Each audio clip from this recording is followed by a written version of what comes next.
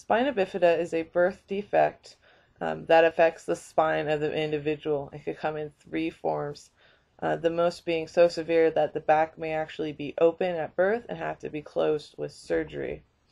It can happen in the upper back and the lower back, with the upper back not being as severe as in the lower back. If spina bifida occurs in the lower back, it could cause bowel and bladder problems, mobility issues, and other things. Students with spina bifida often have learning disabilities in association with their physical handicap, not necessarily meaning that they have a low IQ.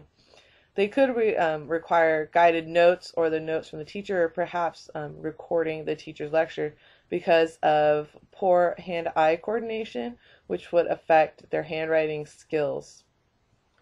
Students with spina bifida want to be very social, but often because of their physical impairments have a hard time being social. I believe FFA would be a great way to do this. One of the first things that comes to mind is committees. I am starting a new thing here at Calaveras High School where committee chairs are actually elected through the officer system.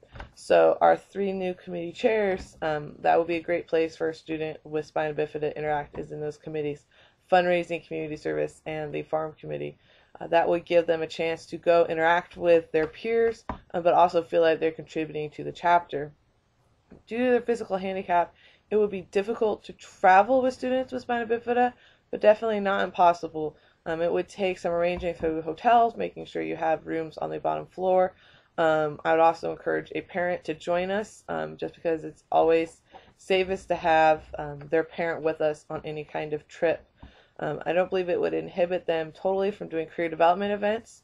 The ones that I think it could inhibit would be livestock events like horse, livestock judging, poultry, things like that, where it's a lot of out and rough and tumble pasture, getting into those animals.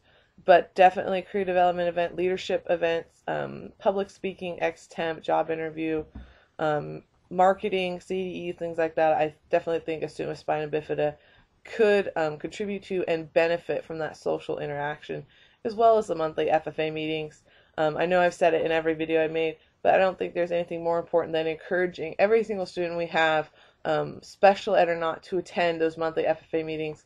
They're only about an hour, depending on your meeting. Ours lasts about an hour, but it really gives those students an insight to what's going on in the chapter, and really makes them feel like they contribute.